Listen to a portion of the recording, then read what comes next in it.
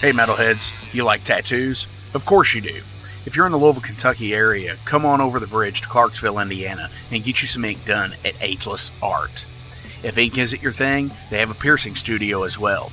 Visit agelessartclarksville.com to see some frequently asked questions, meet the staff. The shop is open Monday through Thursday, 12 to 8 p.m., Saturdays, 12 to 10 p.m., and Sundays, 12 to 6 p.m., all appointment-only spots.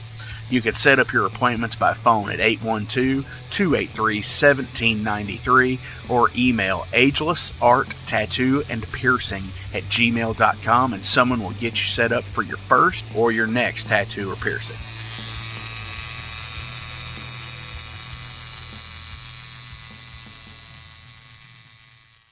Welcome to the night. You think you know Night Demon? Then the Night Demon Heavy Metal Podcast is for you. Step into the darkness as we peel back the curtain to give you an unprecedented, all-access look into the mind and the heart of the demon. We're talking band history, song analysis, studio anecdotes, stories from the road. It's everything a diehard Night Demon fan could want and more. This is the only place to learn the inside scoop, the deep dive trivia, the untold tales from the band members themselves and those closest to the Night Demon story. Need more? The Sacred Night Demon Crypt will be pried open to reveal demo recordings that have never before seen the light of day, all with in-depth commentary by the band and the people who were there for the writing and recording process. This is a gold mine, a treasure trove of all things Night Demon. Head over to nightdemon.net or wherever you listen to podcasts.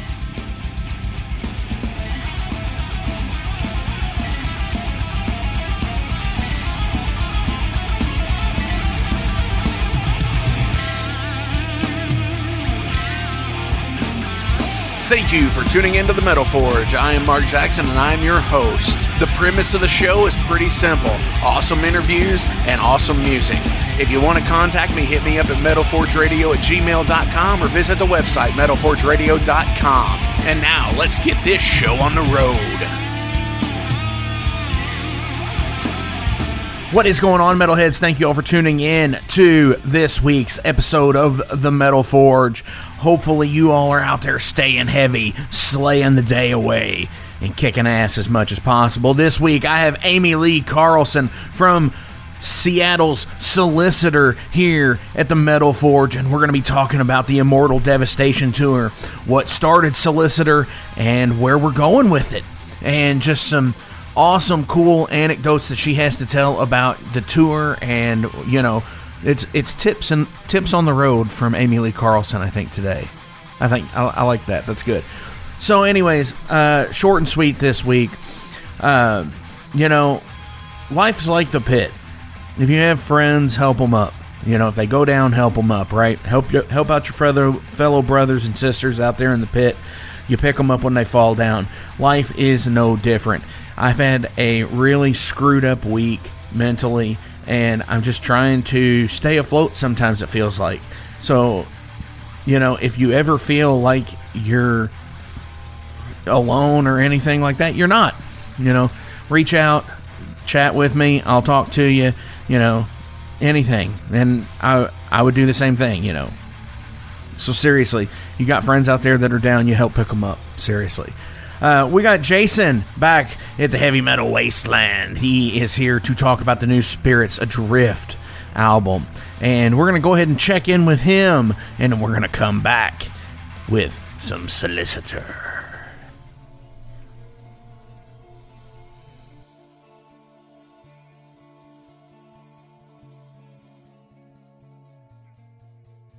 Hey everybody, welcome back to the Wasteland. Hope you have all been well. And I hope the cool weather has found you like it has found me here in North Carolina. And good riddance to the mid to high 90s with 100% humidity and sweating by 9 a.m. in the morning. It's been nice to, you know, be dry all day sometimes. But enough about the weather and small talk. Let's go over the recommendation this week. I want to tell you about the new Spirit Adrift covers album called 20 Centuries Gone. So this has 6 covers and 2 originals on the front of the album. The song Sorcerer's Fate which was released about, I guess, 3 months ago. Stellar song. I listened to it like probably 100 times since it's come out. And also another one called Mass Formation Psychosis, which I'm not as crazy about. It just didn't really grab me the same way Sorcerer's Fate did. And to be honest, it's kind of a weaker song in their catalog compared to the last several years worth of songs they've put out. But it's a small gripe. I mean, it's still good, but it's just not as good as some of the other ones to me. It might be really awesome to you. I don't know. But let's go over the covers songs here, the track listing. So there's a pretty cool spectrum of bands here. Some classic rock and some 90s rock and stuff like that. We have Everything Dies by Typo Negative. The song Hollow from Vulgar Display Power, the closing song on that album by Pantera. Escape by Metallica off Ride the Lightning. Waiting for an Alibi by Thin Lizzy. Nasty Dogs and Funky Kings by ZZ Top, R.I.P. Dusty. And the song Poison Whiskey, which, to be honest with you, I had never heard before. It's on the first Skynyrd album, the one called Pronounced Leonard Skynyrd. And I will take this version over the original any day. Not just because of the production, I just think it's done better. So the amount of variety in these songs and the influences really makes sense when you listen back to their whole discography, because like these guys have songs that are in the stoner doom, like just rock and roll, some thrash, some classic rock, you name it. They've probably have a riff or a section of a song inspired by a genre that you're into if you're listening to this podcast. So if you've never heard these guys before, any place really is a good place to start. They released an EP called Forge Your Future last year. That was really, really good too. Too bad it's only 3 songs, but man, those 3 are probably my favorites of their whole discography. And going back to 2016, they've pretty much released almost one a year. So if you're looking for a band with a pretty good history going, a lot to sink your teeth into, then check these guys out. Especially if you're into the groovy guitars and killer tones, like I am. So I'm gonna keep it short this week. I'm gonna wrap it up. But thanks again to Mark for putting me on the podcast and let me blab for a couple minutes about things I think you might like. And I hope you guys are staying safe and staying heavy. And we will talk to you next time.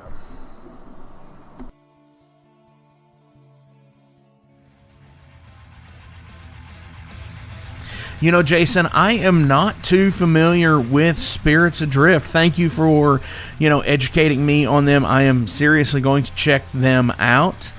But right now, let's go ahead and get into some Solicitor.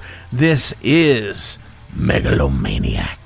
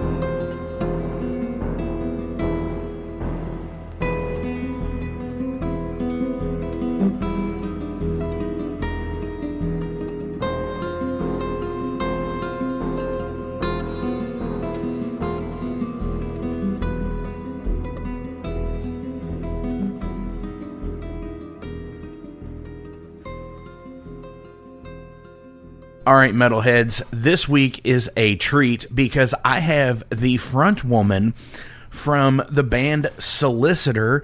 You would know her as Amy Lee Carlson. She is the Babefynder General. She does a lot of stuff. She's a baker, I've noticed on Facebook here recently. She does awesome fucking leather work, too, because I got the gauntlet from her when she was here in Louisville. Amy, how are you? You know, I'm doing pretty good. Speaking of baking, I've been making bread all day, and I'm meal prepping for the rest of the week, so you caught me at a fortuitous time. Hell yeah. See, I saw the posts, and I was just like, man, I really want to do that. Because I think, you know, for me, like, baking and stuff like that, and cooking in general is a very therapeutic thing. Oh, absolutely. And, you know, so just like finding new things to do, like baking bread, I've never done. What? Yeah, I've never done. It is time consuming.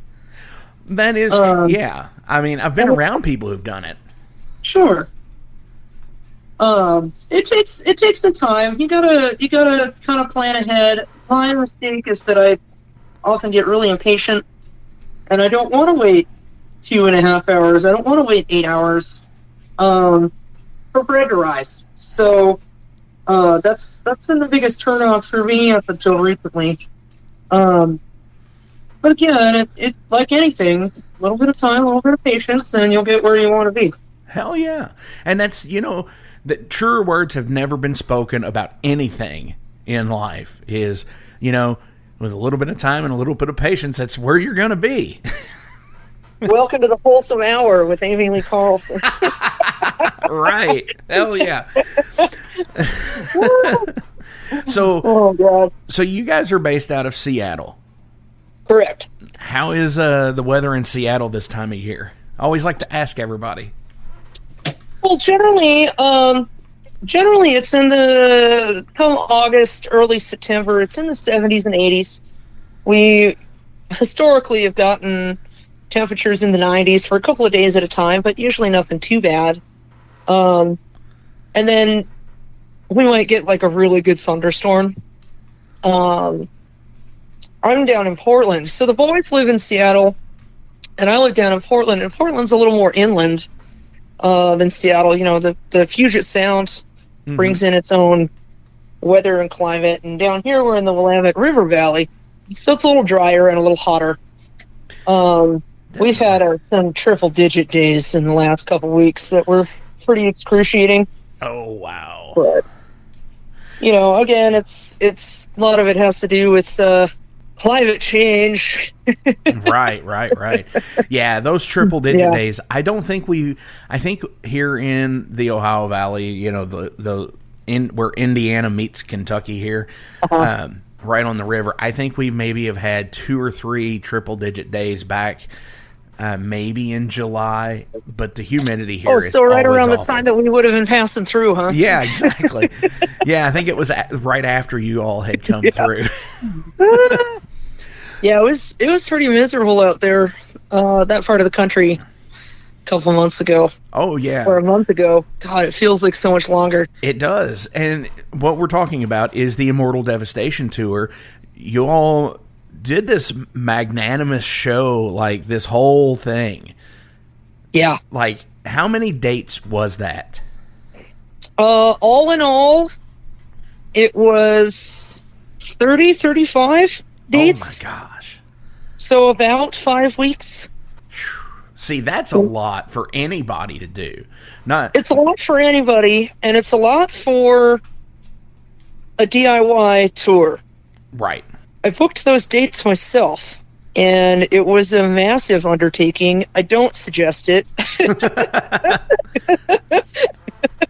Well, because you were playing booking agent, tour manager, as well as singing in the band and making sure everybody got everything that they needed to get.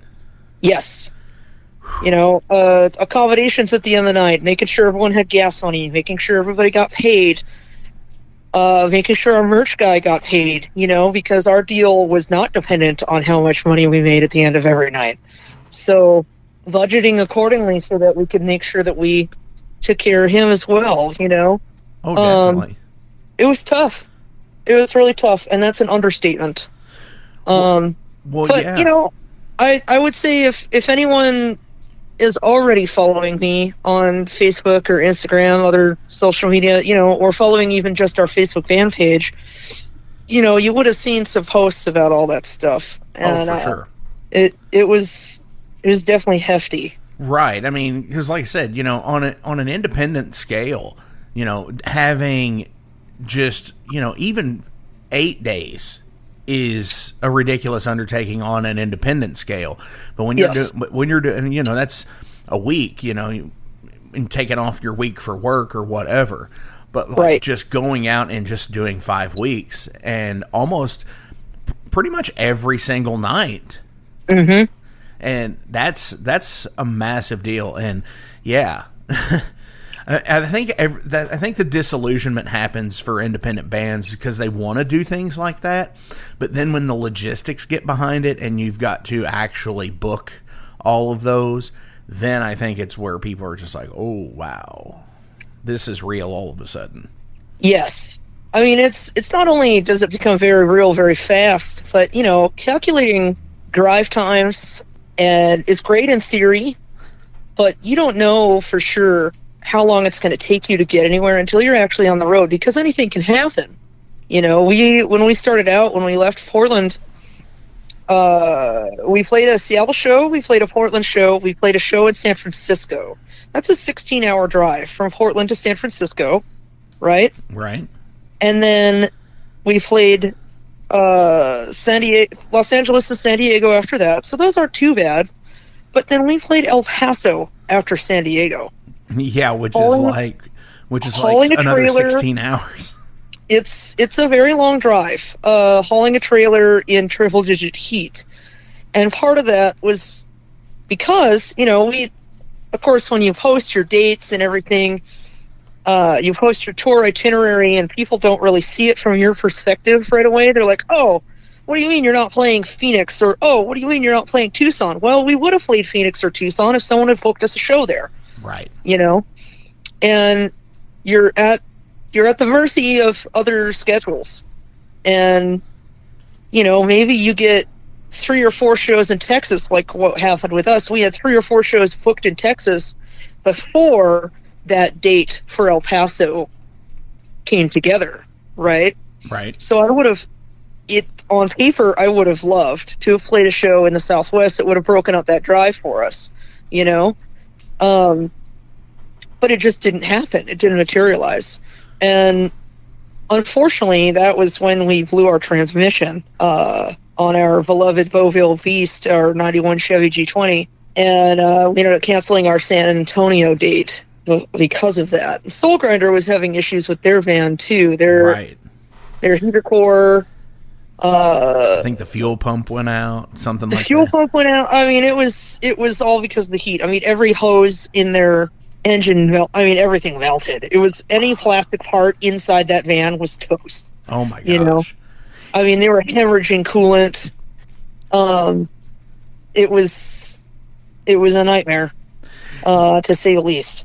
Yeah, and you know, and here's what the commendable thing about this is anybody in their right mind would have been, I think anybody fan-wise in their right mind would have been totally okay, but still a little bummed, of course, if you all would have just been like, dudes, this is a snake bit fucking thing, you know, we need to regroup, we got to reschedule these. And I think everybody would have been cool with it, but you know what? You guys stuck through, and you did everything. Yeah.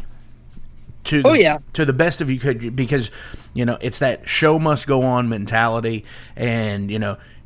Well, and it was technically only the third show of the tour, the third date as the tour at that rate, you know.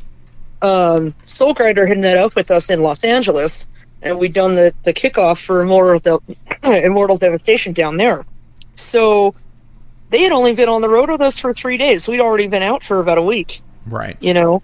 And so we talked about it. We talked about going home. We talked about what would happen. But again, we had a trailer full of all of our gear. It would have cost us just as much in rental fees and gas to get home as it did to get us down there, and we didn't have that kind of money. Right. You know? And granted, for our situation, we didn't have the kind of money we needed no matter what. So we were kind of asked out any direction, right? And so we were able to help Soulgrinder get back on the road. And then a fan who had caught our show in El Paso, and here's the other thing, man. You might have to edit some of this, but...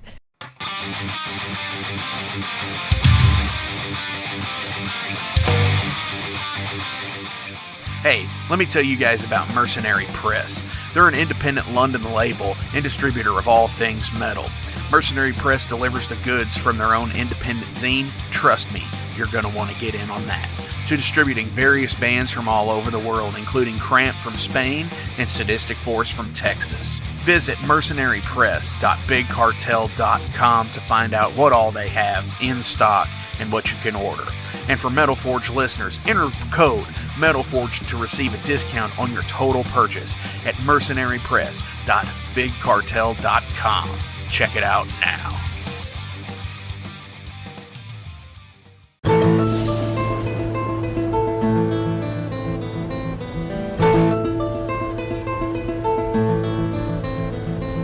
Since 2013, there has been a calling from the underground, from the graves of all those unholy, and they decided to make a zine to talk about all of this. Soulgrinder Zine, an independent metal zine to keep you informed on all things metal and horror from the underground. Available in both print and digital formats, they're bringing you the best interviews and reviews out there today. Not only do they do the zine, but they also do compilation CDs. Check them out at facebook.com/soulgrinder.zine and start your subscription now.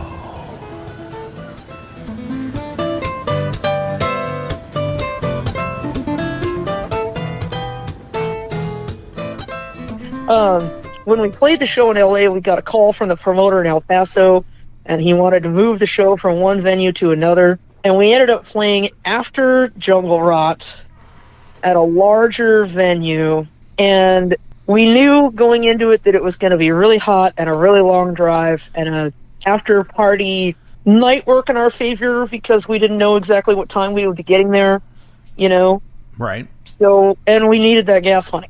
And it was one of those situations where we could have just canceled El Paso and probably made it to San Antonio with an extra drive day and been fine, but we didn't want to do that. And so looking back on that now, we probably should have done that, right? But who knows? Maybe we would have blown the transmission later on down the road in a place that was less hospitable to us. Who knows? Absolutely. And that is definitely Texas. And because Texas, to me, especially if you're not near a city, is kind of like the land that time forgot. Oh, exactly. Because there's no 24-hour shit there at all. Right. I mean, we got really lucky. So, you know, and that's another understatement. We got really lucky. A guy that happened to catch our show initially offered to drive us to San Antonio the next day. Well, San Antonio is about 8 hours from El Paso. Right. And again, we knew going into this tour that some of these drives are going to be very long. We were mentally prepared for that. You know, I've had a couple of people comment and say, "Oh, you know, I would never drive more than 3 or 4 hours if I could help it." Well, that's great for you. Right. You tend to get a lot of the armchair quarterbacking from the Facebook comments, I've noticed. Exactly. And, you know, that's great for you, but welcome to the West Coast and the Southwest, you know? Yes. Because that's another thing, too, is, like, you can play every small town, but you're only going to play to whatever bands you're playing with and maybe the 5 or 10 people that are out on a weeknight because they're all working their asses off. And there's nothing wrong with that, but if you're trying to get anywhere fast, you're going to have to drive. Yeah. So, you know, this guy had offered to take us to San Antonio, and we said, you know, that's great and all, but we would still have to double back. And then we would end up missing our show in Houston and missing our show in Austin. I mean, it was just too complicated. And he goes, well, here's my contact info. Hit me up in the morning. you know, because by the time we pulled in to the show in El Paso, our transmission had blown while we were on the freeway. We heard it go. We felt it go. We had to keep going. We get off the freeway and realize we can't drop it out of second gear, and we've lost reverse. So we limp it to the parking lot of the venue, unload, and play before we can even think about anything else. And, you know, the venue is the Rock House. They've got a killer stage. They've got killer lights. Their sound guy was phenomenal. We looked and sounded awesome, but we were not feeling it that night. I understand. You know, and the Jungle Rot dudes, I talked to them briefly. They were not feeling it that night. They were having van problems too, you know, which didn't make us feel any better. Right. So, you know, we're just kind of moping around in the parking lot trying to figure out what we're going to do. This guy gives us his contact info. After everything's all said and done, we sold some merch in the parking lot to some really adoring fans who really were ecstatic that we made it, even though they understood that it was under the worst possible circumstances.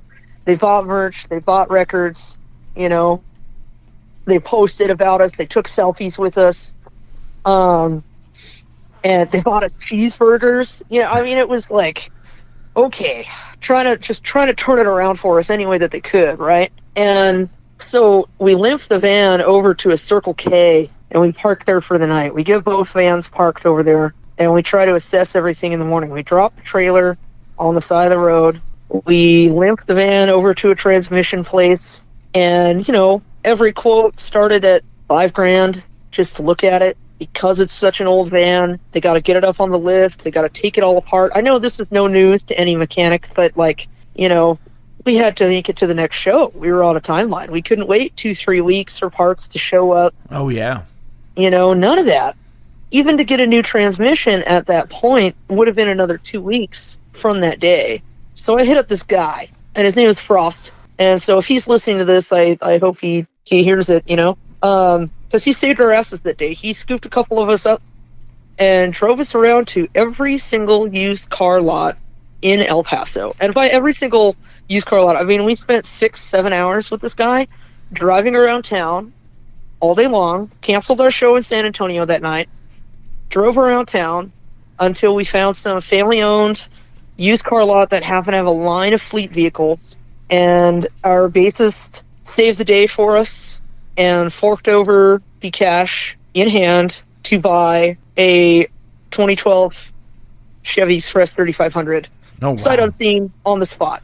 Like, bought it right, like, outright. And we ended up trading the old van in for the scrap value, which is about $500, for the scrap value towards the price of the new van in order to get us on the road.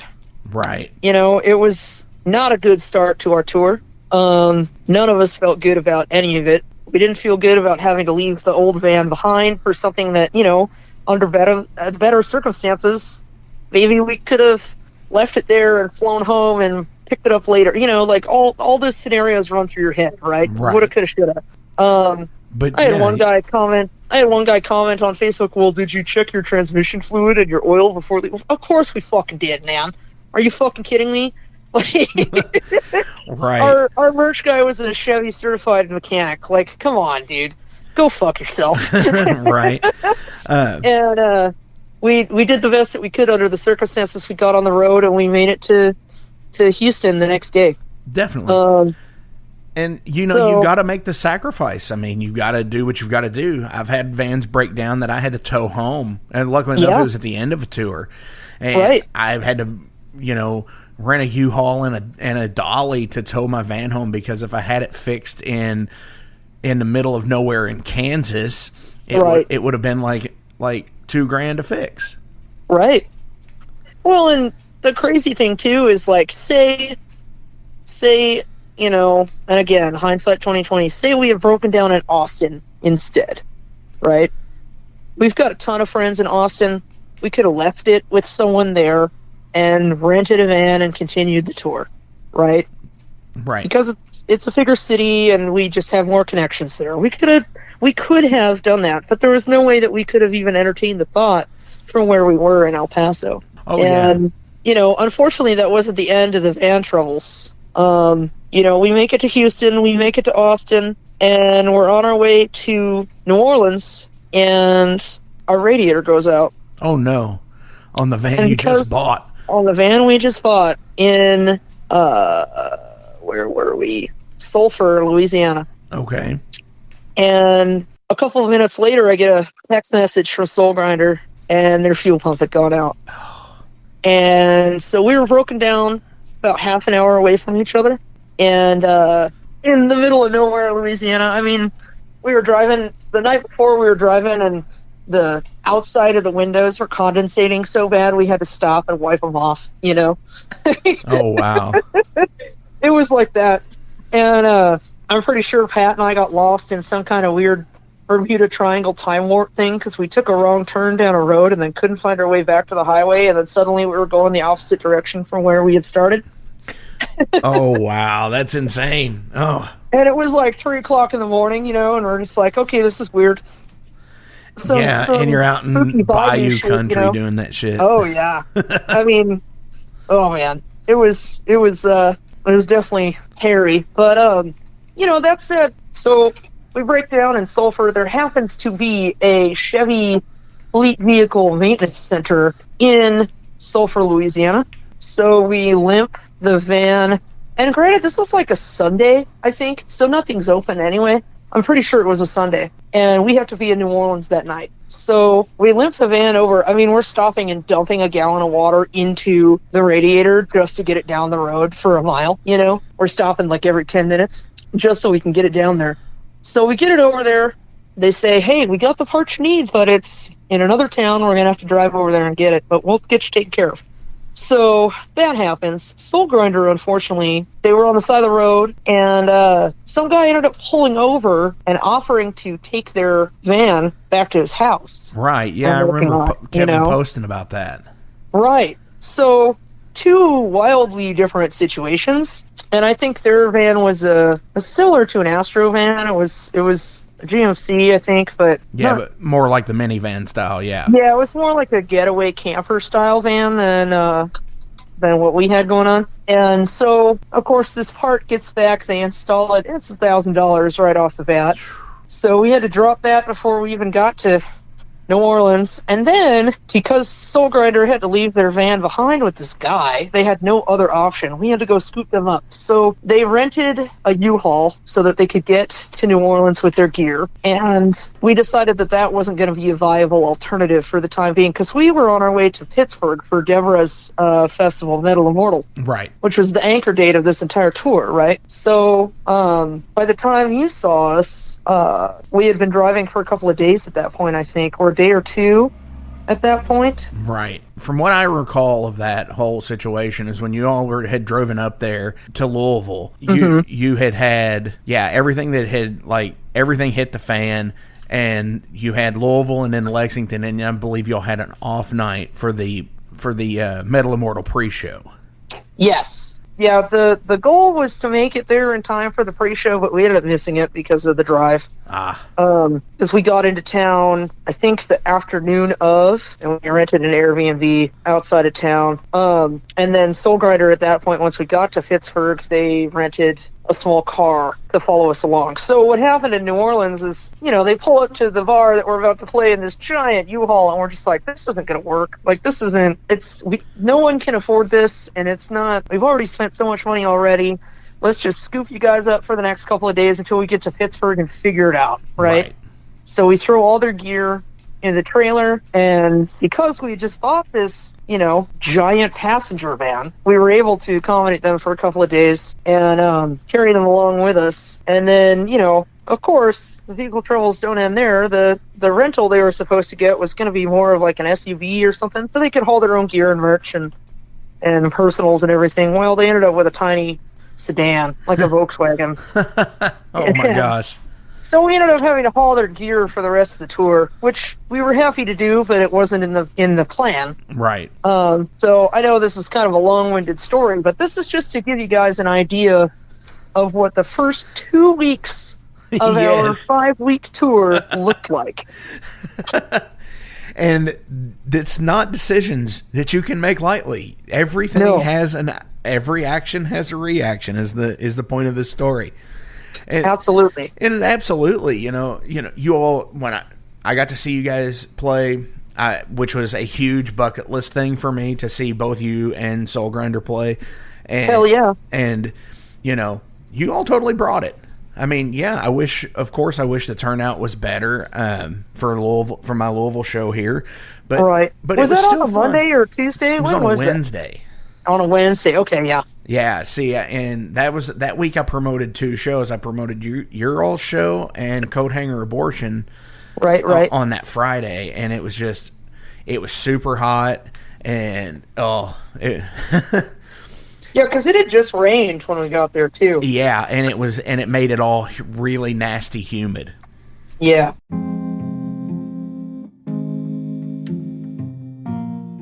What's up, Metal Forge fans? This is Alan Bishop, the alchemist of Indiana's Black Forest and head distiller at Spirits of French Lick. Do you find yourself drawn to the unexplained, fascinated by the Fortean, or enchanted by the paranormal? If the things that go bump in the night resonate in your mind, then tune into my brand new podcast, If You Have Ghosts, You Have Everything. Featuring first-hand accounts, collected stories, interviews, history, and speculation related to all things not of this world. Available now on Anchor, Spotify, Google, Amazon, and more. Set back, relax, and remember, if you have ghosts, you have everything.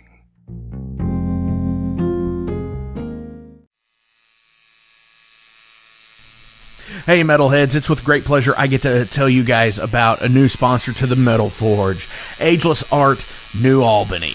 After 20 years of owning and operating Ageless Art in Clarksville, Indiana, Phil Garrett had a vision for a new type of tattoo studio. Something that is clean and modern, sleek, refined, inviting. And he's done just that with Ageless Art in New Albany. You can find it at 2736 Charlestown Road, New Albany, Indiana, 47150.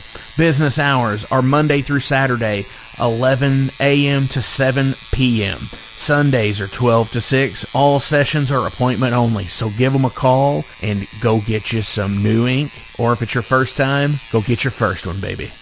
Now I get to ask you, tell everybody about Solicitor. Well, this was the fun part. So, no, we started back in fall of 2018. So I was in a band prior to this. Matthew and I were both in a band prior to this called Substratum. And some folks might be familiar with that band because we put out 2 albums and a really lengthy EP, almost a 3rd album.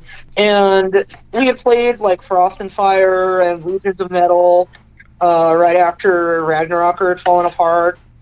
So we were kind of on the up and up. We were on some folks' radar for sure. We just hadn't toured or anything like that, and we weren't signed. So we did like 3 releases of our own, unsigned. And, quite honestly, reflecting back on all that, I think the band was just losing steam before any of us were really willing to say so. Right. And then, when the conversation came and our guitarists had both agreed they didn't want to do this anymore. Matthew was playing bass at the time.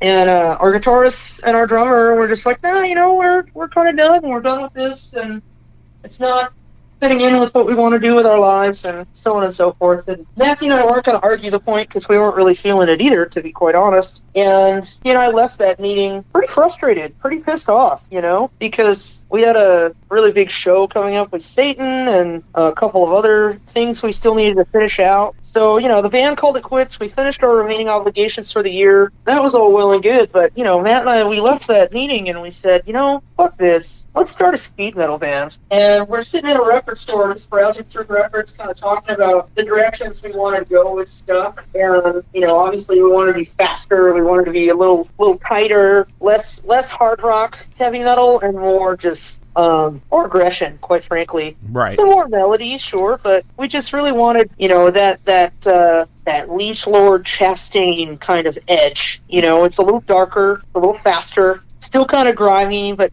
definitely not thrashy. Right. It's a fine line to walk, It is. There's almost like the closest thing I think I can actually say, other than the griminess with the band, but like Motorhead, I think, walks the line on it. Yeah. They do have their grit and their grime on things, but they also have their, their speed and their thrash on things, and they have that old rock and roll feel, So right. Yeah, I know exactly what you're saying. It's that fine line of like where you're skirting a bunch of different things, but you're your own thing. Right, and just we knew that we had some ideas in the works already. That we had floated past our previous band, and they weren't really into. So we kind of already had a few things, on the back burner. And then after we had announced, of course, that Soulstratum had split up, we were approached by Patrick Fry, actually at the Satan show, and he and Damon and Johan had all been in a thrash band called Hexengeist that had also recently split up. And these guys, they've been in a bunch of bands. They're very talented musicians. Anyone who's seen us live can attest to that, And Matt and I talked, and funny enough, he and Johan, our drummer, had already been jamming together in Matthew's basement. So it kind of just, all came together by chance. And, of course, we had to have a conversation, do you guys really want to be in a band with each other? Like, Matt and I wanted to be in a band with each other, but, y'all's band just broke up. Do you really want to be in another band right now with each other, Right. And, we had a long conversation about our goals and what we wanted to do, and I said, look, guys, we sat down after we decided that this is what we wanted to do, and we sat down and I said, look, Soulstratum had a lot of momentum, on the outside, from outside looking in. Soulstratum had a lot of momentum. People were really interested in what we were going to do next, and I want to take advantage of that, and I've been upfront about that ever since we started this band. Is I fully, unequivocally took advantage of the fact that Soulstratum had so much momentum, and people were going to be interested in what I was up to and what Matt was up to, and people were going to want to know what was going to happen next. So we recorded a demo that winter and released it in February of 2019. And I sent the demo along to Bob from Legions of Metal, Bob Byrne. Yeah. And we ended up playing Legions that year, several months after, and then a live stream of that performance or a video, something, was provided to Oliver from Keep It True. And I received 2 simultaneous emails that same weekend. One from Oliver, asking if we would be willing to come to Germany, and one from Cruz del Sur that had been forwarded to me through my ex-guitarist Max Nazarian, who's now the singer for a band out of Seattle called Beretta. Okay. Killer rock and roll band. I mean, they're something else. Just real sleazy, straight rock and roll. Anyway, so that's...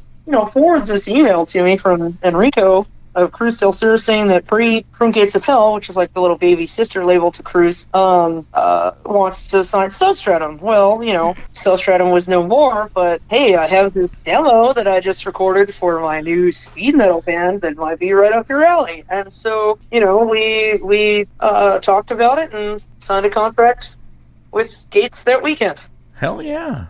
So, right out the gate, things were already moving pretty fast. And we ended up re-recording the demo songs and an EP later that same summer, or spring rather, and then released it that summer and toured on it. We toured on 5 songs in August of 2019. And hit a few places. We did Detroit, Chicago. We did mostly Midwest and what else did we do? I'm trying to remember where all we went. I'd have to look at the dates again. But we did a little Midwest run summer of 2019, and that kind of got us out on people's radar. And was that in support for Legions? No, that was after Legions. Oh, so okay. We played Legions May of that year, and then we had dropped the EP that weekend on CD, and then we did a vinyl press of the EP and toured on that in August of that same year. So we were, gearing up to record the full length because Keep It True was going to be happening in 2020, and we had to hit the studio after touring, and all of that happened the way that it happened. So pretty wild start, I would say. Oh, absolutely. So you've got a couple of releases this year. You've got All Debts on Death, which is the 2 songs, and then you're part of the split Iron and Hell Volume 2. Yes. So now these are these all new songs, or are these songs that are both been? Well, it looks like Megalomaniac was on both. Yeah. So Killer for Hire and Megalomaniac were the songs that we released on the 7-inch. Okay. And they were included on the split as a CD version. Because we weren't planning to release those two songs as anything else. Okay. So if you end up picking up the split, you're going to find us alongside Bloodsport, which is a speed metal band out of Finland, and then Serpent Rider, and who else is on there? And Thunderson. Thunderson, yes. So it's it's an eclectic mix of bands put out on through Gates of Hell, which is our label. They did a previous split that was pretty successful, and I think they're going to continue to do volumes of splits like that, CD version only, for the forthcoming future. See, and that's pretty cool, though. It's funny because it looks like it's pretty much an EP release for Bloodsport because they've got like 6 songs on there. I know. That's always great to, because that's cool because it's very much a like the sampler discs of old, getting Yes. getting a 12-song sampler disc, but this is a more concise thing because you've got a couple of songs on there. They have 6 songs on there. Thunderson has a couple songs. Serpent Rider has a couple songs. So you get a good mix of whatever from each band, as opposed totally. as opposed to one song. Well, and none of the bands on that split sound anything like each other. Right. Which I think is also really important when you're putting together a compilation, because if someone doesn't like something, then at least they'll hear something else on there that they might like. Very much so. And it definitely widens your scope a little bit. And it gives people a better impression of what you're willing to sign as a label, and also just what's out there currently in our ever-growing scene. Definitely. So now this being in September, so we're already, 3/4 of the way through the year. You all just recently this past week announced there's the ginormous LA show. Oh, yeah. In November, Yes. which has everybody under the sun. It has you guys. It has Soulgrinder. It has Bat, Wraith, Grave Ripper from representing Indiana here. So many bands. So are you all planning to do another tour, or are you all writing and recording up until that? What are you all doing next? We are currently in the stages of writing the next album. So as far as November goes, we're very likely just going to fly down for the weekend, play the fest, hang out, network, see our friends, and fly back, because after that, we got to hit the ground running. If we're thinking about next year, we're still on schedule to play Keep It True in April, and then a couple of other things that haven't been announced yet later in the year. And so, if we record now, or as soon as, as close to the end of the year as we can, send tracks off by April for pressing, that's so record by the end of the year, get everything mixed and mastered, send tracks off by April, May. Hopefully things are on track for a September, October album release. Definitely. The plants sound like they're still pretty backed up, so right. It's definitely not going to be coming out until fall. And I think that's another thing that people don't always consider is, like, we went with a different studio when we recorded the 7-inch, and we went with a different audio engineer, and just trying to figure out what we wanted, because the debut really only stayed relevant because of how good those songs are. The production value is not what we wanted, looking back on it now. And I say that cautiously because I know that there are people who love that album, right? Right. And it's carried us through, it'll be 3 years since releasing that album very soon here, and it's carried us through this entire time. We've done multiple pressings, and the strength of those songs is a testament to how well my bandmates can write and perform. The actual audio recording is not something that we are currently happy with. So finding someone who can capture the audio the way that we want, and finding someone who can mix and master multiple formats in a way that truly represents what we sound like, you know, and then presenting that for vinyl pressing and so on and so forth in any kind of timeline that makes sense. It's difficult, you know. You start getting down to the nitty-gritty of it all, and it just takes time. And if you want to release quality material, you have to take time to do that. Oh, absolutely. Hey, it's Jeff McNichol down here at Mom's Music, 1900 Melwood Avenue. I was just thinking, when I was a kid, the magic was at Frankfort Avenue, the Mom's Music at Frankfort Avenue, and I used to beg people to get a ride down there just to hang out with the guys and see all the cool gear. Now that I'm the owner of this store, it's like a dream come true. We're recreating the magic with the vibe that we used to have at the old store. We're carrying all the gear that you're going to possibly want. We're giving you the outstanding service and personal attention that you deserve.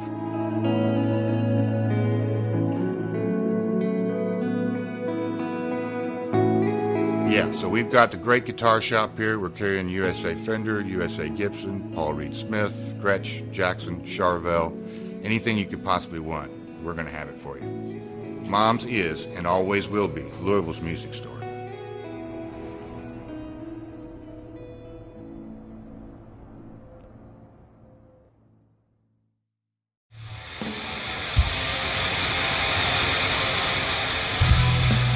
Hey everybody, let me tell you about the new sponsor to the Metal Forge, Unchained Tapes.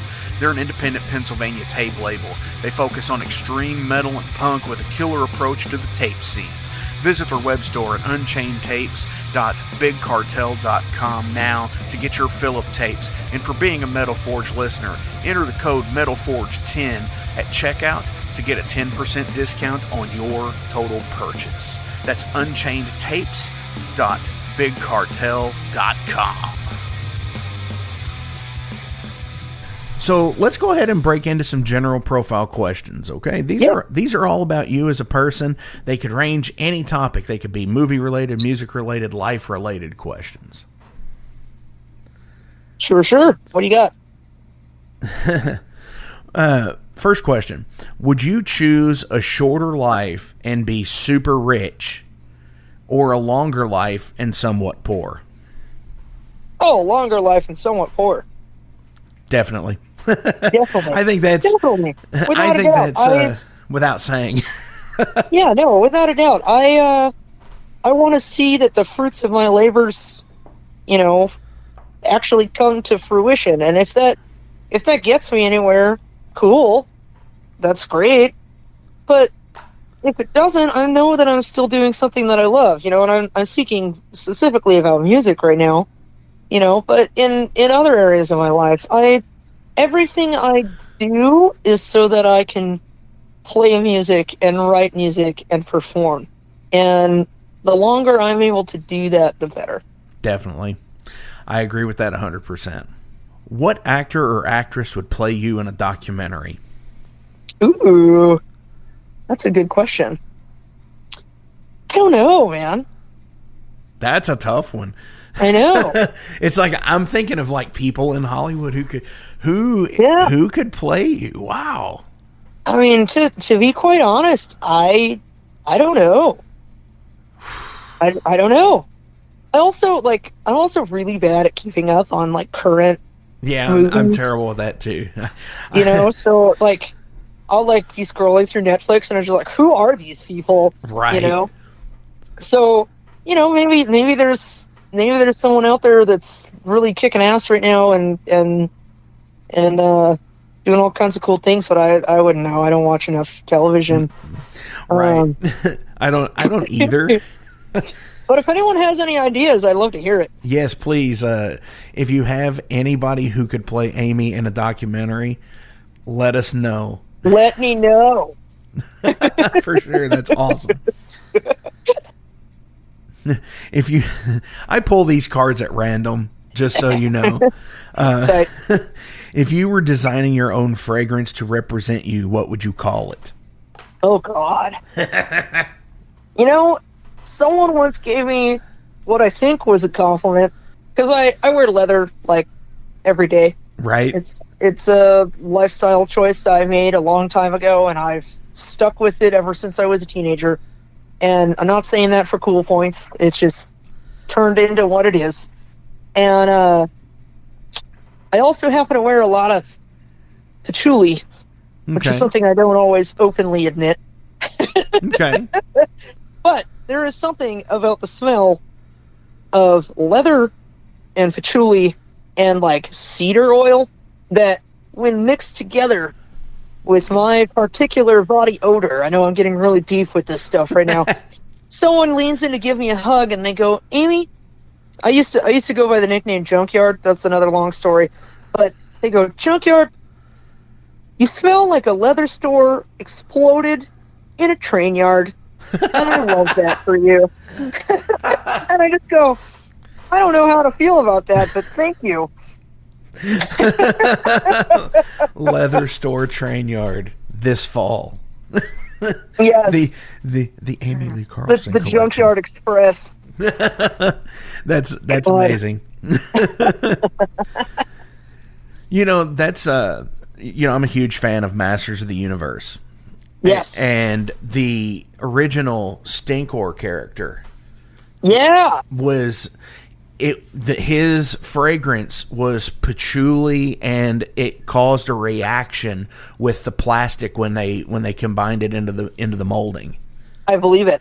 And and that's where everybody was like, "Oh my god!" Because when they did the injection molding for it, it heated up and caused the smell to like completely change.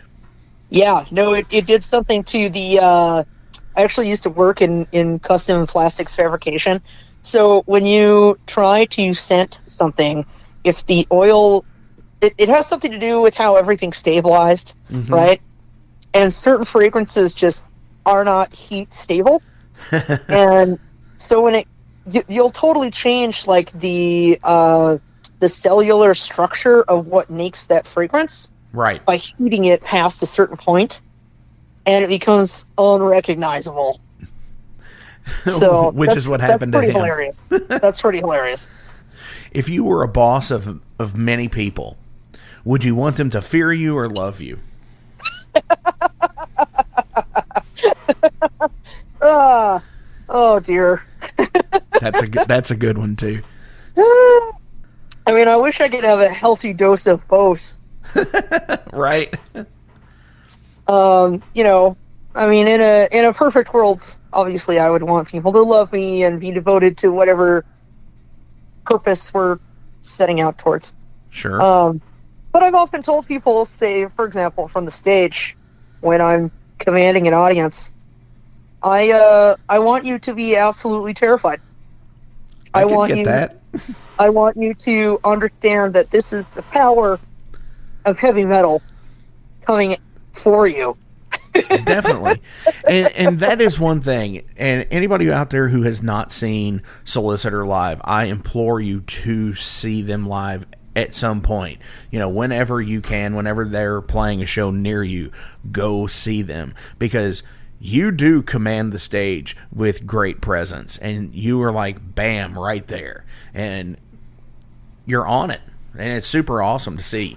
Hell yeah. See, that's the goal, man. It's like, I want everyone in that room. So let's translate it back to your question here. I want everyone to understand that that's all they're going to do for the next half hour or 45 minutes. They're going to watch us. They're going to listen to us. They have no choice. For sure. And absolutely. It's the in Almost Famous, where the guy says, I look around the room and I see the one person in there not getting off, and I make them get. So I have one more question, but before we get into it, as always, links will be listed below, so please give a like, a share, and a follow. They're on Bandcamp, they're on YouTube, they're on Facebook and Instagram, and anywhere. Like I said, links are listed below. Do you have any shout-outs you would like to give to anybody before we go today? Ooh. I know I mentioned his name earlier in this interview, but Frost in El Paso saved our asses on this tour. If it wasn't for him driving us around and to literally every auto mechanic in El Paso, we wouldn't have been able to continue the tour. You know, we wouldn't have been able to continue the tour. We wouldn't have been able to continue and scoop up Soulgrinder when they had band troubles. And if it wasn't for this tour, you know, we wouldn't have had the opportunities that we currently have to do all the things that we're planning for next year.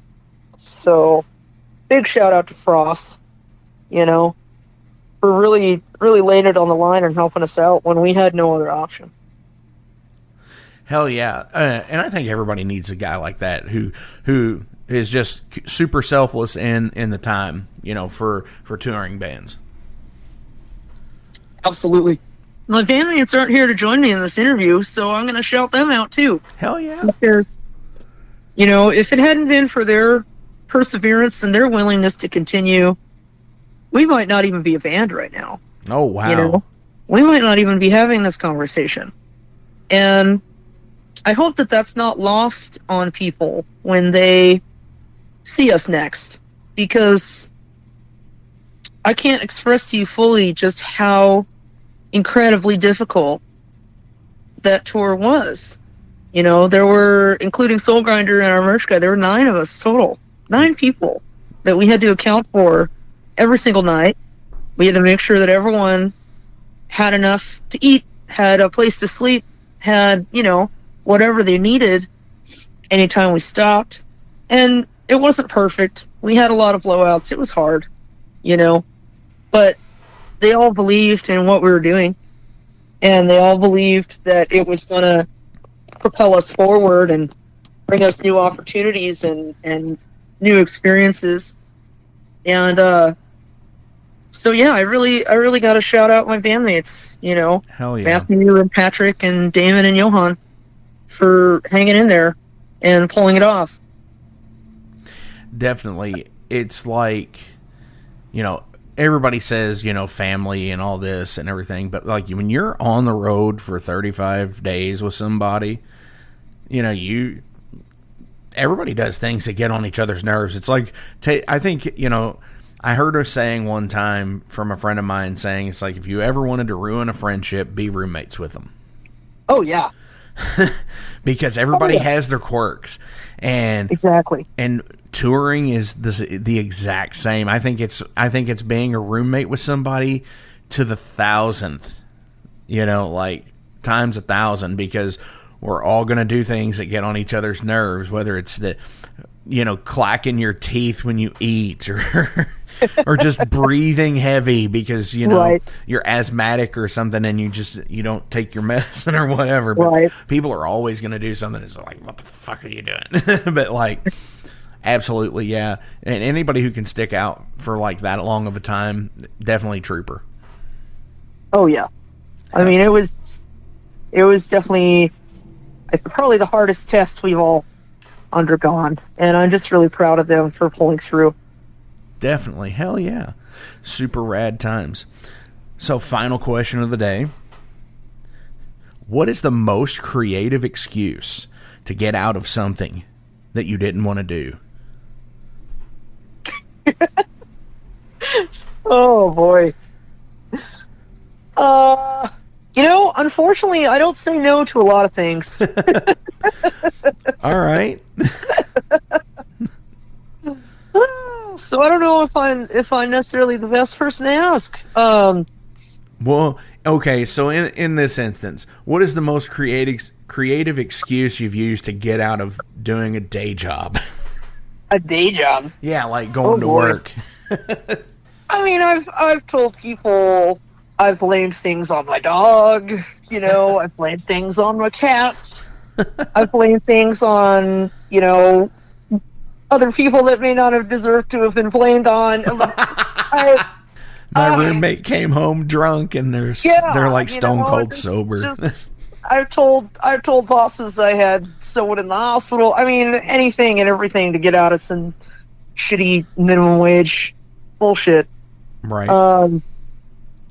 But you know, to be quite honest, I stopped doing that a long time ago. Definitely. And you know, I think I'm the same way. When I was in my 20s, yeah, I'd call in. But like, after I turned like 24, it's like, you have to cut my leg off before I call in. It's like, right. Well, and like I mostly work for myself now, so I don't really have any excuses. Yeah, I think that's the biggest, with me doing the show here, when I'm working for myself, it's like the biggest excuse is, fuck it, I don't want to work on Mondays. Right. Right. So I'm not going to edit on Mondays. Right. Definitely. Oh, love it. Amy, but this has been super rad. Hell yeah, man. On the way out, what song of Solicitors do you want me to play? Ooh, I'm gonna leave it up to you for any of your all's releases. Usually I say on the latest thing, but I want you to pick.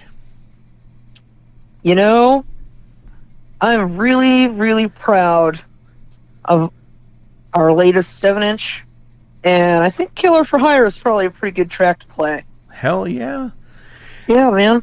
I see the track length. It's like 7 minutes, so it's epic. Mm-hmm. It's got a nice long intro, some tasty solos. Hell yeah.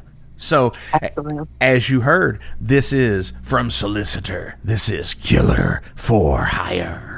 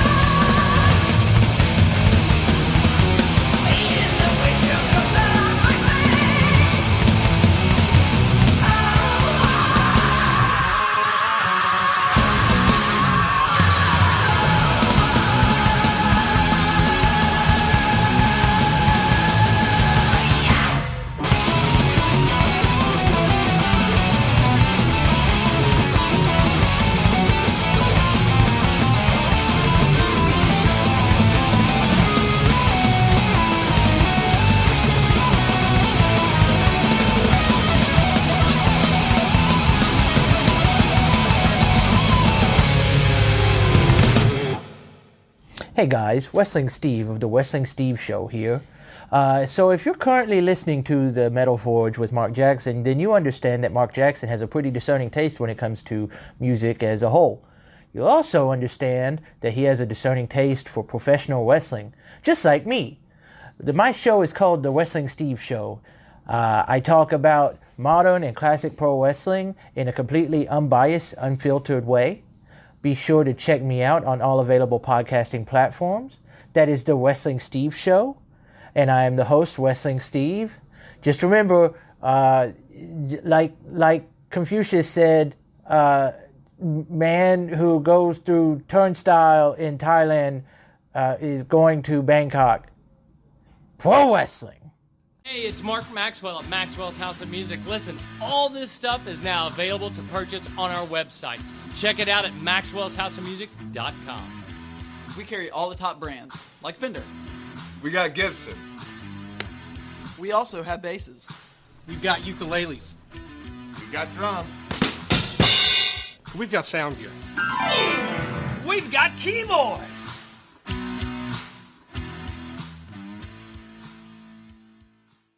It's Gonna Get Weird is the name of the podcast. We're on season 2, so you have a whole season to get weird with Frank Green and Scott Clark. The best part is there's always laughter. Oh, yeah, you can pull that out. We have national touring comedians, NFL stars, rock stars, your local friends. It always gets weird. Weird answers. Have y'all ever snorted coke off of a 78 Pinto? No? You ain't no man.